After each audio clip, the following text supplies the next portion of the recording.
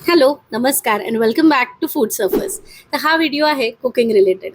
सध्याचा सगळ्यात ज्वलंत मुद्दा म्हणजे गॅस सिलेंडरचं शॉर्टेज आणि ते ओव्हरकम करण्यासाठी बरेच जण आपापल्या परीने वेगवेगळे पर्याय शोधून काढत आहेत.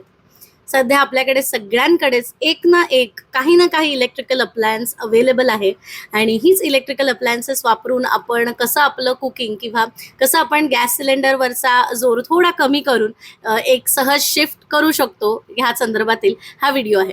आमच्याकडे घरामध्ये induction plate, kettle, air fryer, microwave, electric cooker हे सगळे अप्लायन्सेस ऑलरेडी अवेलेबल आहेत. आणि मी बऱ्याचदा अधनं-मधनं जेव्हा आमचा गॅस संपतो, कारण आमच्याकडे एकच गॅस सिलेंडर असल्या कारणाने जेव्हा आमचा गॅस सिलेंडर संपतो, त्यामुळे मला ऑटोमॅटिकली वळावं लागतं ते ह्याच ऑप्शन्सकडे. त्यामुळे मी बऱ्याचदा याचा वापर करतच असते. पण काही दिवसांपूर्वी बिल्डिंगमध्ये एका मैत्रिणीशी बोलताना मला असं समजलं, की आमच्या एरियामध्ये गॅस बुक केल्यावर डिलिव्हरी व्हायला साधारण 20 ते 25 दिवस लागतायत. विषाची परीक्षा उगाच कशाला घ्यायची? म्हणून मी ठरवलं, की जोपर्यंत गॅस आहे तोपर्यंत त्याला जपून वापरावं आणि एक शिफ्ट करावा काही दिवस इलेक्ट्रिकल अप्लायन्सेसकडे. तर ह्या अगोदर इंडक्शनवर मी चहा म्हणा, मॅगी म्हणा, एका शिटीमध्ये होणारे कुकरमधले काही प्रकार जसं की खिचडी, पुलाव इत्यादी बनवून पाहिलेलं आहे. पण एक एलॅबोरेट मील किंवा साग्रसंगीत स्वयंपाक मी ह्या अगोदर इंडक्शनवर कधीच करून पाहिलेला नव्हता. तर आज मी तोच करून पाहणार आहे आणि माझा अनुभव तुमच्यासोबत शेअर करणार आहे. मी जे काही शिकेन, जे काही चुका करीन त्या मला तुमच्यासोबत अर्थात शेअर करता येतील. त्यासोबतच काही ट्रिक्स अँड टिप्ससुद्धा मी ह्याच्यामध्ये शेअर केलेल्या आहेत. त्यामुळे जर तुम्हाला इंटरेस्ट असेल या विषयावर तर हा व्हिडिओ नक्की पुढे पाहत राहा. ही आहे माझी बोरोसिलची इंडक्शन प्लेट. ही मी दुकानातून घेतलेली घराजवळूनच आणि साधारण एक 6 वर्ष जुनी ही इंडक्शन प्लेट आहे, जी आम्ही अधनं-मधनं वापरायला काढतो गॅस गेल्यानंतर.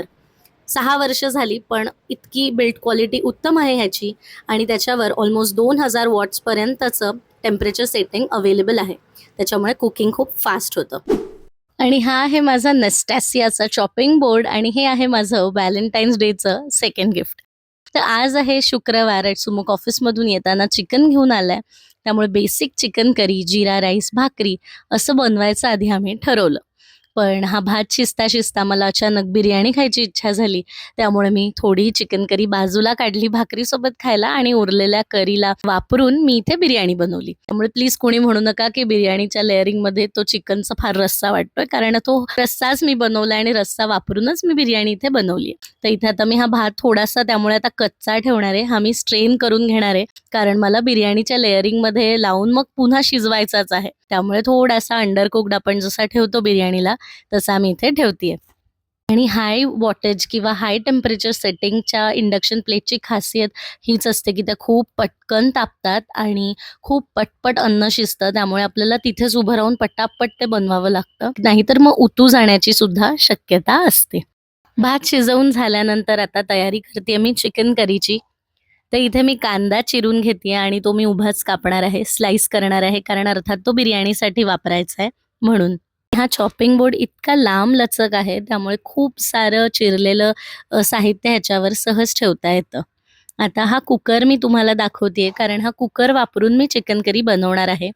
सगळ्यात महत्त्वाची गोष्ट म्हणजे इंडक्शनवर आपल्याला फ्लॅट बॉटमची भांडी ठेवावी लागतात. त्यात खास करून जर ट्रायप्लाय स्टील असेल, जे जाड बॉटम असतं, त्याच्यात अन्न करपत नाही. कारण जेव्हा तुम्ही हाय वॉटेजची इंडक्शन प्लेट वापरता त्यावेळेला स्टीलची क्वालिटी उत्तम असली पाहिजे, नाहीतर करपतं भांडं खालून. हा माझा एक खूप चांगल्यातला प्रेस्टीजचा कुकर आहे आणि स्टीलचाच. त्यामुळे मी हा वापरणार आहे करी बनवण्यासाठी चिकनची. या व्हिडिओमध्ये मी काही फार डिटेल्ड रेसिपी कसलीच देत नाहीये, कारण हे एक झटपट चिकन आहे आणि तुम्ही बघू शकता हे तेल किती कडकडून तापलंय, की तो कांदा टाकल्याबरोबर लगेचच इथे चरचरायला लागला. अवघा 4 ते 5 मिनिटात हा बिरिस्ता रेडी झाला आणि मला त्याला करपू द्यायचं नव्हतं. त्यामुळे मी तो थोडा गोल्डन ब्राउन असतानाच काढून घेतला, कारण तो बाहेर काढल्यानंतर सुद्धा शिजत राहतो आणि नंतर गोल्डन टर्न आउट होतो. तर आता हा तळून घेतलाय मी बिरिस्ता लेयरिंगसाठी वापरायला आणि त्यानंतर ह्याच गरम तेलामध्ये मी पुढचे जिन्नस टाकून पटकन चिकन करी बनवून घेणार आहे. हे सगळं साहित्य इथे रेडी करून ठेवलेलं आहे. हे चिकन मी मॅरिनेट केलेलं होतं अगोदरच, त्याची क्लिप अनफॉर्च्युनेटली मी घेतलेली नाही. फक्त हळद, मीठ, आलं लसणाची पेस्ट आणि दही लावून मी हे मॅरिनेट करून घेतलेलं आहे. आलं, लसूण, मिरची, कोथिंबिरीची पेस्ट, तळलं वाटण, ओल्या खोबऱ्याचं वाटण हे युजुअली मी वीकली फ्रिजमध्ये बनवून ठेवते. म्हणजे पटकन काहीही आठवडाभर करायचं असलं की झटपट करून खाता येतं. कारण आमच्याकडे स्वयंपाक करायला कोणी मावशी नाही आहेत आणि मला माझ्याच हातचं आवडतं खायला बऱ्याच वेळेला. त्यामुळे दिवसभर सगळं काम वगैरे झाल्यानंतर ना खूप थकवा येतो to prepare anything from scratch. त्यामुळे थोडं प्रेप फ्रिजमध्ये रेडी असेल तर जेवण झटपटही होतं आणि टेस्टी पण होतं. हे साधं खोबऱ्याचं वाटण आहे ज्याच्यामध्ये थोडेसे खडे मसाले आहेत म्हणजे धणे, खोबरं सॉरी धणे, बडीशोप वगैरे जास्त मसाले त्याच्यात खडे नाही आहेत.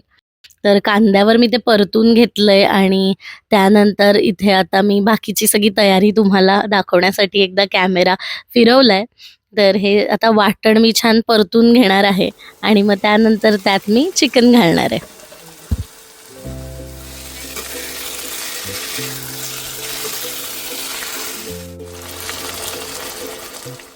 हे सगळं घातल्यानंतर त्यात मी बारीक चिरलेली कोथिंबीर घालून थोडं परतून घेतेय आणि युजुअली ना तेलावर नॉनव्हेजचा कुठलाही आयटम असेल ते वाटण आणि मीठ तुम्ही जेव्हा तेलावर कोरडं बऱ्यापैकी छान परतून घेता ना, तेव्हा त्या नॉनव्हेजला खूप चांगली टेस्ट येते. त्यामुळे मी पाणी घालायची घाई कधीच करत नाही आणि हे नेहमी माझ्या आईनी मला शिकवलेली ही एक ट्रिक आहे, की कधीच नॉनव्हेजला घाईने पाणी घालून शिजवायचं नाही. ते छान परतायचं बारीक गॅसवर.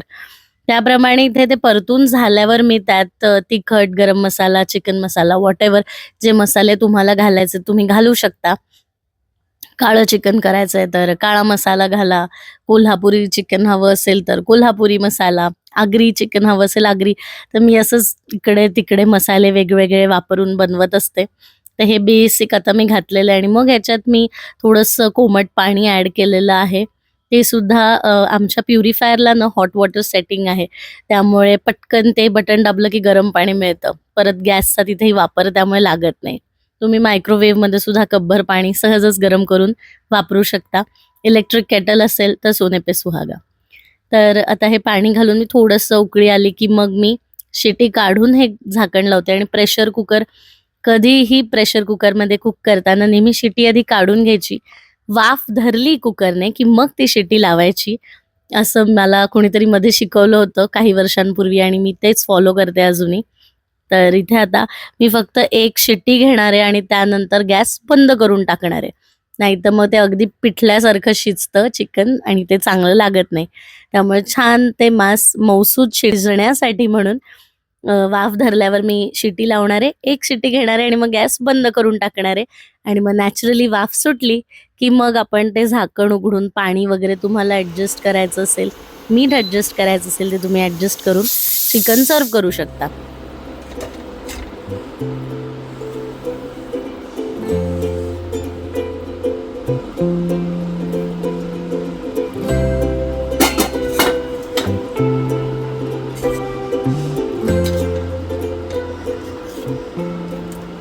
आता हा रस्सा आहे ना थोडासा आटवू शकते मी आणि पुलावसाठी यूज करू शकते. पण मायक्रोवेव्हमध्ये बिर्याणी करताना ना पाणी ते खूप हे करणार, डिहायड्रेट होऊ शकते ती. तर मी थोडा म्हणून मुद्दाम पातळ ठेवला आहे हा रस्सा.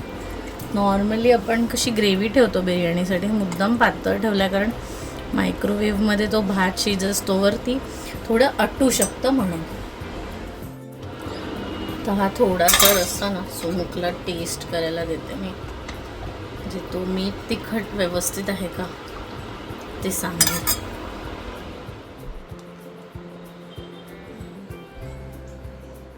भूक लागली? Please taste.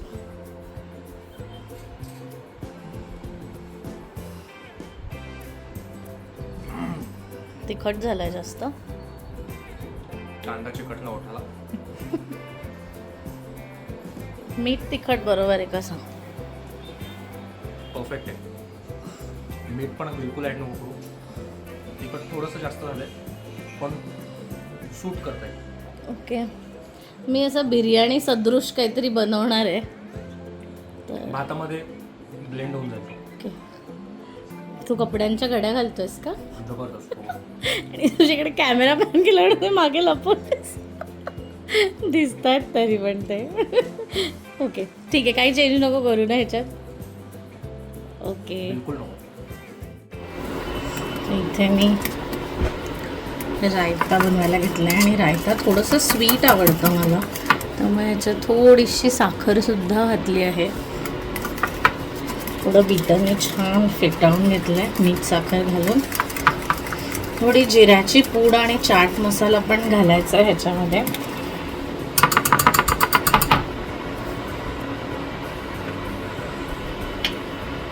ह्याच्यात थोडा चाट मसाला अगोदर घालून घेते मी. आणि हा हात असा ठेवून मी पूड घातली, कारण की ती उडत होती पंख्यामुळे. आणि इंडक्शन कुकिंगचा हाच एक फायदा आहे, उन्हाळ्याच्या दिवसांमध्ये तुम्ही पंखा चालू ठेवून जेवण बनवू शकता. त्यानंतर त्या दह्यामध्ये कांदा कोथिंबीर घालून मी सगळं एकसारखं केलं आणि ते रायता रेडी केलं. म्हणजे बिर्याणी वगैरे सगळं तयार झालं की लगेचच जेवायला बसायला आम्ही मोकळे.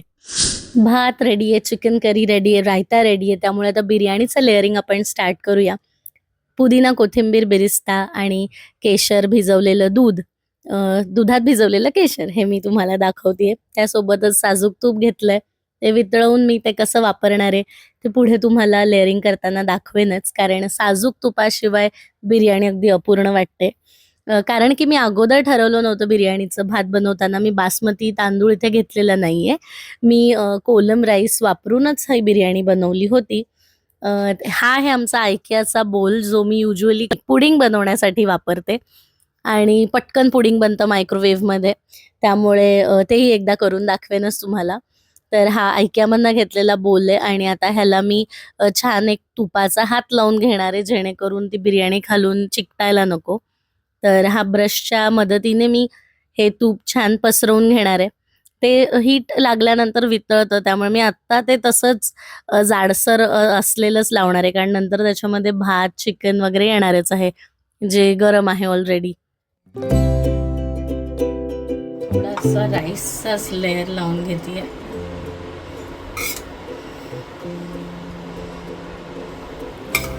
व्यवस्थित पसरवून घेते हा मी.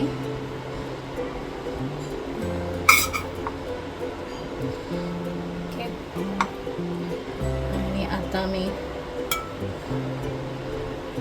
याच्यावर चिकन घालणार आहे.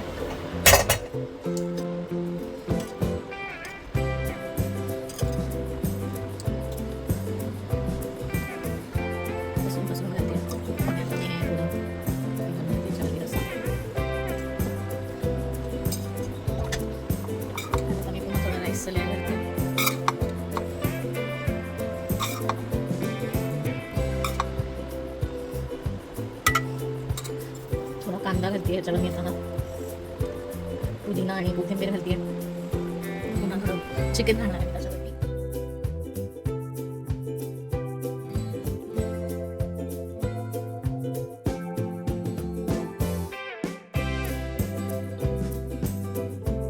थोडंसं बिर्याणीचं असं घालणार आहे. हे जे केशराचं आपण घेतलेलं दूध ते घालणार आहे.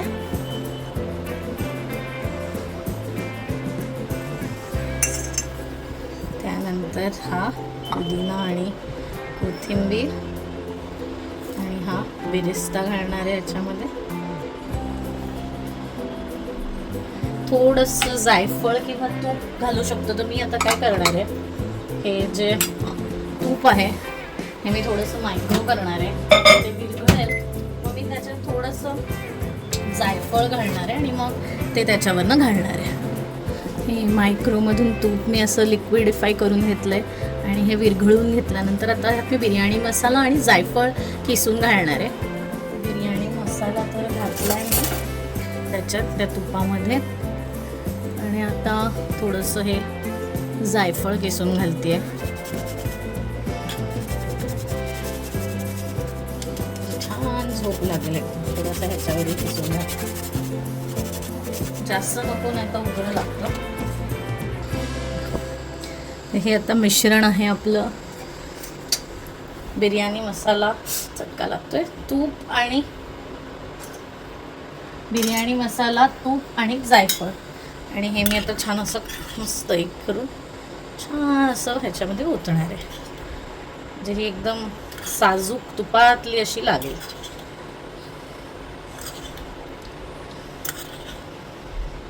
ठीक आहे. आणि यातलं थोडंसं तूप जर दम द्यायचा असेल आपल्याला तर हेच तूप मी वापरू शकते दम द्यायला, पण कोळशावर घालायला. हे थोडं साईडला ठेवते. गॅस अजून काही आमचा गेलेला नाही आहे, त्यामुळे मी आता थोडासा कोळसा गॅसवर गरम करून ह्याला दम देते. ओके, तर इथे कोळसा गरम करण्यासाठी आम्ही गॅस वापरला आहे. पण जर गॅस अजिबात नसेल राहिला तुमच्याकडे तर हल्ली आपले जे धूप पेटवण्यासाठी काही लायटर्स मिळतात, तो असेल तर तो तुम्ही वापरू शकता. काही नाही तर मेणबत्ती किंवा वॅक्स कॅन्डल्स वगैरे सुद्धा यूज करून तुम्ही कोळशाला तापवू शकता धुरी देण्यासाठी. ओके, तर इथे आता तुम्ही बघू शकता मी त्या बिर्याणीच्या भांड्यातच ही छोटीशी वाटी अशी खुपसून ठेवली आहे. कारण मी त्याच्यातच तो कोळसा ठेवणार आहे आणि मग तो झाकण लावून असा दम देणार आहे त्याला. कारण मायक्रोवेव्हमध्ये पूर्ण वेळ स्टीलची ताटली तर मला ठेवता येणार नाही. अनफॉर्च्युनेटली ते देताना धुरी मला तो हातात फोन धरून करता नाही आलं शूट. पण त्याला खूप छान असा दम बसलाय. हे स्क्वेअर भांडं आहे आणि राऊंड लिड असल्यामुळे कॉर्नर्समधनं ते थोडं सुटतंय म्हणून मी फडकं घातलं होतं. पण अतिशय मस्त दम बसला होता बिर्याणीला. एकदम स्मोकी म्हणजे फुल चारकोल स्मोकी अशी ती लागत होती. आता ही वाटी मी बाजूला करणार आहे आणि नंतर मी हे सगळं एकत्र शिजवण्यासाठी ठेवणार आहे मायक्रोवेव्हच्या आतमध्ये. So let's see how this works. मायक्रोमध्ये बिर्याणी कुकिंगचा एक वेगळा प्रोग्राम आहे, म्हणजे व्हेज पुलाव ची जी रेसिपी आहे ती तुम्ही तो मोड वापरून बिर्याणी कुक करू शकता. तर 22 मिनिटाचा हा प्रोग्राम आहे. तर मी भात जरी पूर्ण भिजवून कच्चा वापरला असता तरी चाललं असतं. पण कसं आहे, मी ऑलरेडी जीरा राईस तुम्हाला मगाशीच म्हटलं, मी जीरा राईस बनवता बनवता बिर्याणीकडे वळले. तर असंच थोडंसं हे टेम्परेचर सेटिंग्सशी खेळत खेळत आम्ही एक 15-20 मिनिटात ही बिर्याणी शिजवून घेतली. असं फ्लॅट बॉटमचं भांडं इंडक्शनवर सहज चालतं. भाकरी गॅसशिवाय छान बनत नाही, त्यामुळे आपण रोटी टाईप भाकरी बनवणार आहोत आज. तर त्यासाठी आता आपण आधी उकड काढून घेऊया. बघू शकता तुम्ही, एकाच सेकंदात ते गरम झालं. साधारण हे 1.5 वाटी पाणी आणि 1.5 वाटी पीठ मी घेणार आहे. बाहेर कट दिसली काय? आता ह्याच्यामध्ये ह्या उकड काढताना ह्या पाण्यामध्ये मी थोडं मीठ घालते आहे. आणि तेल सुद्धा आपण घालू शकतो. जशी मोदकाची उकड काढतो तशीच काढायची आहे. मी थोडंसं 2-3 ड्रॉप तेल सुद्धा ह्याच्यात स्प्रे केलं आहे आणि ह्याला लगेचच उकळ यायला लागली आहे. त्यामुळे मी थोडा गॅस थोडं टेम्परेचर ह्याचं कमी करते आता. आणि आता आपण ह्याच्यामध्ये पीठ घालून घेणार आहोत. मी अंदाजे घालते, पण साधारण हे 1.5 वाटी पाणी आणि 1.5 वाटी असं आहे. तर मी हे मला तर रोज बनवल्यामुळे अंदाज आलेला आहे किती ह्याच्यात जातं. तर ही ज्वारी जास्त असणार आहे ह्याच्यात आणि थोडंसं बाइंडिंग पुरतं ह्याच्यामध्ये तांदळाचं पीठ असणार आहे चिकटा देण्यासाठी.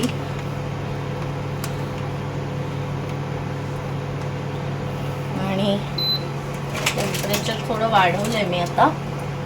आणि टेम्परेचर वाढवल्यानंतर परत एकदा ह्यानी स्टर करून घेणार आहे मी. आणि अजूनही असं पाणी, म्हणजे अजूनही पीठ ह्याच्यात राहू शकतं, त्यामुळे मी थोडंसं पीठ परत घालते आता ह्याच्यामध्ये. अंदाज घेतच घालते मी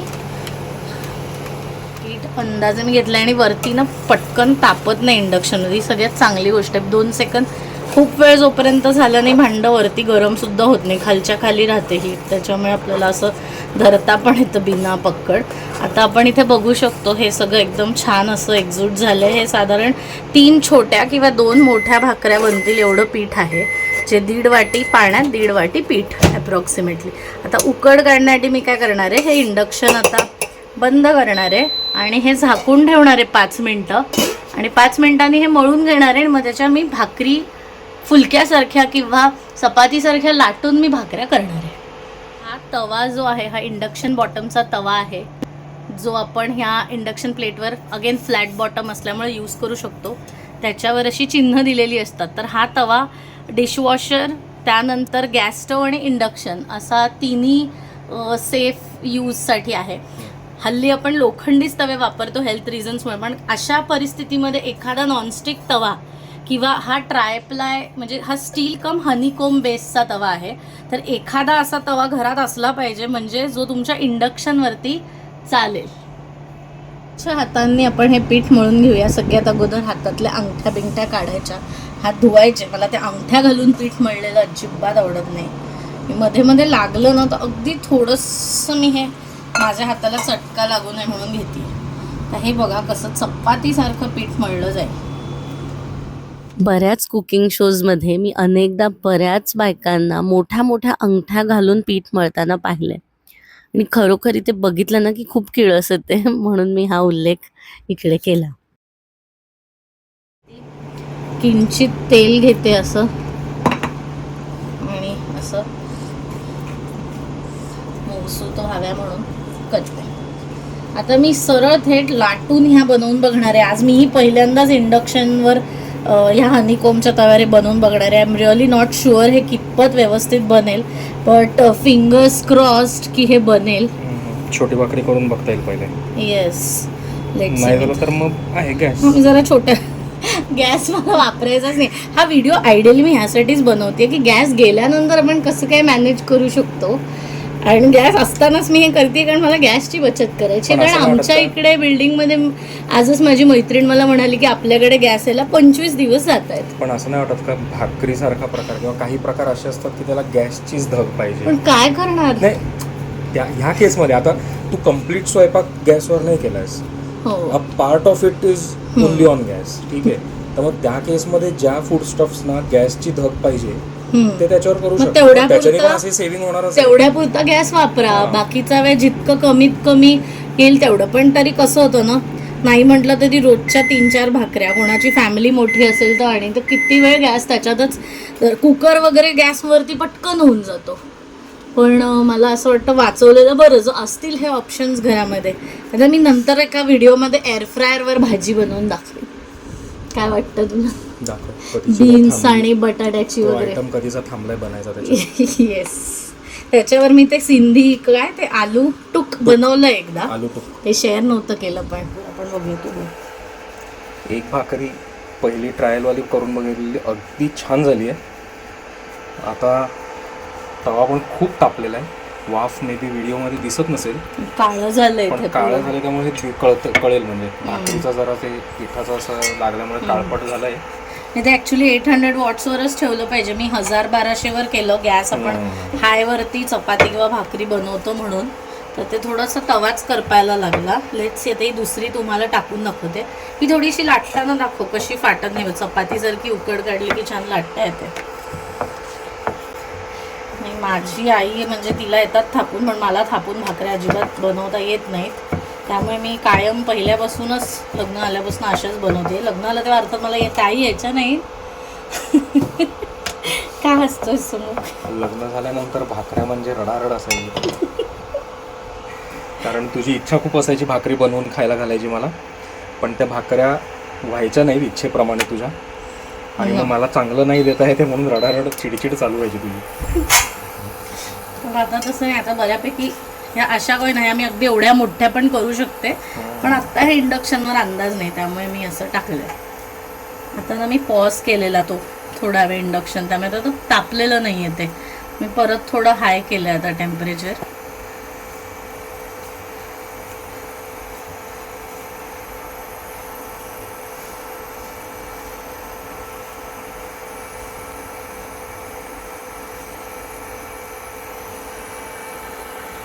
आता 1200वर आहे, पण ते ना पूर्णच हे झालेलं टेम्परेचर त्याचं. ते उतरतं पण पटकन टेम्परेचर इंडक्शनचं आणि चढतं पण फास्ट एकदम. त्यामुळे खूप केअरफुली करायला लागतं.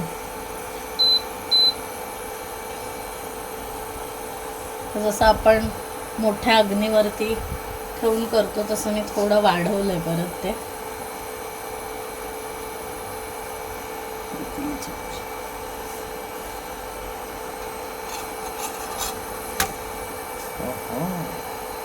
फुगतीये का? थोडीशी साईडने घ्यायची खालून, जवळ अशी खालनं, म्हणजे ती फुगलेली कळेल. हे बघा इंडक्शनवर फुगलेली भाकरी. इच्छा तेथे मार्ग.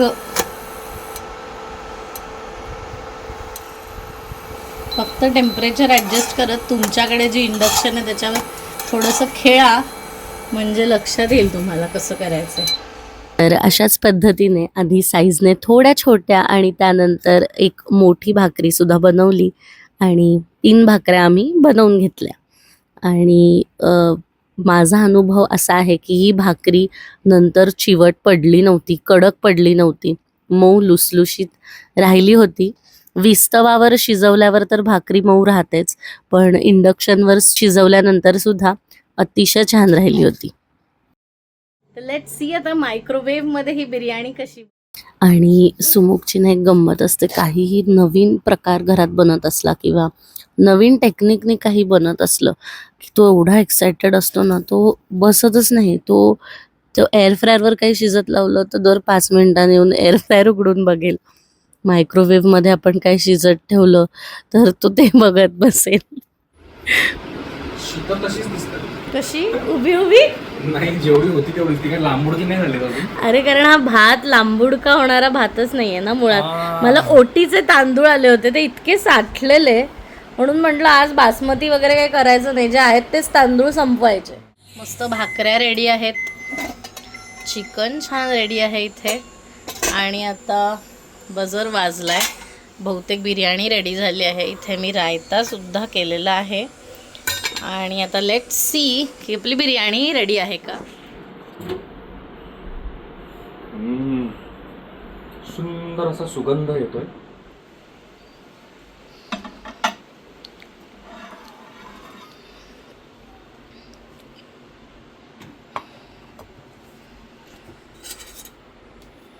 जरा अंधार काढ. बऱ्यापैकी शिजलाय वरचा तो हे क्रिस्पी झालाय वरचा लेअर थोडा, बाकी परफेक्ट शिजली आहे. तर इथे तुम्ही बघू शकता चिकन करी, भाकरी, रायता आणि बिर्याणी सगळं रेडी आहे. बिर्याणी बनवताना मायक्रोवेव्हमध्ये एक गोष्ट लक्षात आली की ह्याच्यात पाण्याचा अंश थोडा जास्त ठेवायचा, कारण नाहीतर शिजेपर्यंत ते कोरडी पडते ती आणि वरचा लेअर भाताचा थोडा क्रिस्पी होऊ शकतो. जशी युज्युअली खाली खरपुडी आपण ज्याला म्हणतो क्रिस्पी पार्ट राहतो, तसा मायक्रोमध्ये वरती होऊ शकतो. त्यामुळे ॲब्सोल्युटली चिकन ग्रेव्हीऐवजी चिकन करी वापरू शकतो आपण बिर्याणी बनवण्यासाठी इनसाइड अ मायक्रोवेव्ह. तर हे होतं आजचं जेवण. आता इंडक्शन कुकिंगचं काही इम्पॉर्टंट टिप्स मी तुम्हाला सांगते. तर सगळ्यात अगोदर हे जिथे आपण कनेक्ट केलेलं असतं तिथून हे ह्या प्लेटला, हे असं प्लेटपासून लांब ठेवायचं. हे असं इथे इथे कुठेही असं चिकटू नाही द्यायचं त्याला, कारण हे छान गरम असतं ना, त्यामुळे गरम असल्या कारणाने काय होऊ शकतं, हे कुठेही वायर आपली हे होऊ शकते, जळू शकते. तर ती होऊ नये म्हणून नेहमी हे अशा ह्याचे जे वेटोळे वगैरे आहेत ते दूर राहिले पाहिजेत प्लेटपासून. दुसरी गोष्ट, हे जेव्हा गरम असतं त्यावेळेला ह्याच्यावरनं आपल्याला फार पटकन सवय असते की आपण ते क्लीन करायचं म्हणून पटकन हे वेट वाईपने असं क्लीन करतो. आता हे गार आहे म्हणून मी केलं आहे. ते गरम असताना तुम्ही अजिबात करू नका. तिसरी गोष्ट म्हणजे हे ऑफ केल्यानंतर, आता तर ही बंदच आहे, ऑफ केल्यानंतर काही वेळ तुम्हाला थोडासा पंख्याचा आवाज येईल त्याच्यातनं. तर तो पंख्याचा आवाज चालू असेपर्यंत हे मेन्सचं जे बटन आहे ते बंद करायचं नाही, कारण ते जर तुम्ही बंद केलं ना तर तो कूलिंगचा जो पंखा असतो तो मध्येच बंद होतो. तर एक 30 सेकंद ती इथून बंद केल्यानंतर चालूच ठेवायची प्लेट. 30 सेकंदानंतर तो फॅन बंद झाला, त्याचा आवाज येतो हलका बंद झाला की मग तुम्ही मेन स्विच तुमचा बंद करा. आणि ह्या झाल्या 2 महत्त्वाच्या गोष्टी. आणि एक ही महत्त्वाची गोष्ट म्हणजे मेन्सचं बटन हे टेकू नाही द्यायचं. आणि तिसरं, गरम ही काच असते, त्यामुळे एकदम टेम्परेचर त्याचं गरम असताना हे ओलं फडकं जे गार पाण्याने म्हणजे असं पटकन त्याला वाईप नाही करायचं, नाहीतर ती तडकू शकते, जरी ती टफन्ड ग्लास असली तरी सुद्धा. तर असंच वेगवेगळे इलेक्ट्रिक अप्लायन्सेस वापरून तुम्ही अगदी बिनाविस्तव स्वयंपाक पूर्णपणे करू शकता. ह्या क्लिपमध्ये तुम्ही बघताय मी एअर फ्रायरमध्ये बटाट्याचे काप करत ठेवलेत. त्यानंतर इंडक्शनवर मी डाळ शिजत लावली आहे. तर डाळ, भात आणि रताळ्याचे आणि बटाट्याचे काप मी एअर फ्रायरमध्ये बनवलेत. गरम पाणी लागलं तर बाजूलाच प्युरिफायर आहे, ज्याच्यात गरम पाणी करण्याची सोय आहे एका बटनावर. त्यामुळे हे सगळे अप्लायन्सेस वापरून स्वयंपाक सहज माझा तयार होतो. बिना विस्तव. तर आय होप हा व्हिडिओ तुम्हाला सुद्धा हेल्पफुल वाटलाच असेल आणि तुम्हाला तुमच्या साईडने काय काय ऑप्शन्स अवेलेबल आहेत एक्सप्लोर करण्यासाठी ह्याची सुद्धा एक कल्पना मिळाली असेल. एअर फ्रायरमध्ये पण भरपूर गोष्टी बनतात ज्याचा एक सेपरेट व्हिडिओ बनवू शकतो. इथे चिकन रेशमी कबाब बनवलेत सुमुखने एअर फ्रायरमध्ये. सध्या इंडक्शनला असलेल्या वाढत्या डिमांडमुळे त्याचे शॉर्टेज उद्भवू शकते. त्यामुळे आपल्याला आणि नवीन पर्याय शोधून काढले पाहिजे. त्यातला एक उत्तम पर्याय म्हणजे सोलर कुकर. तर सूर्या नूतन सारखे काही हायब्रिड सोलर कुकर्स बाजारात अवेलेबल आहेत जे दिवसा सूर्यप्रकाशावर आणि रात्री इलेक्ट्रिक सप्लायवर चालू शकतात. तर हे होते काही पर्याय जे आम्ही सुचवले. आमचा शोध अजून चालूच आहे. तुम्हाला काही उत्तम पर्याय आणखीन माहीत असतील तर मला नक्की कॉमेंट करून सांगा. नवीन नवीन पर्याय आम्ही सुद्धा अजूनही शोधतच आहोत. आम्हाला शोध लागला तर नक्की मी एक व्हिडिओ आणि बनवीन. हा व्हिडिओ इथपर्यंत पाहिलात त्याबद्दल मनापासून आभार. आवडला असेल तर नक्की लाईक करा, शेअर करा, चॅनलला सबस्क्राईब करा, व्हिडिओला हाईप करा. पुन्हा भेटू लवकरच नव्या व्हिडिओ सोबत. Thanks for watching this one and see you soon in our next.